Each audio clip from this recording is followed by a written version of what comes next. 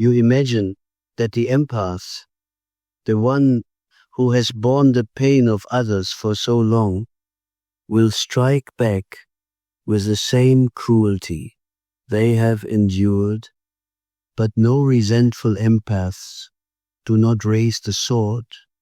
Their revenge is stranger, deeper, far more unsettling, for when the empath finally awakens to resentment, they withdraw their gift, they stop carrying the burdens that were never theirs.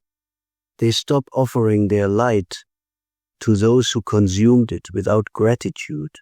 And that withdrawal, that sudden absence of care, is felt like a death. The narcissist, the manipulator, the selfish soul who once drank endlessly from the empath's well, now discovers the well has run dry. That is the revenge of the empath, not vengeance through violence, but vengeance through absence, where once they absorbed wounds, they now reflect them back, where once they gave, they now withhold, and in this withholding, the other is confronted with a terrifying truth. The pain they always avoided is their own, and no one will rescue them from it.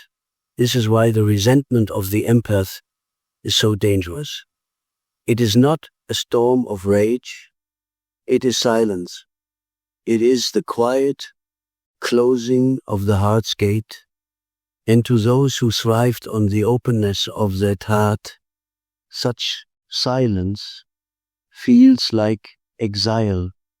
You see, the empath does not become cruel, they become just, and justice, for those who fear their own reflection, is unbearable. But beware, for the empath too must tread carefully. To live in resentment is to poison one's own waters.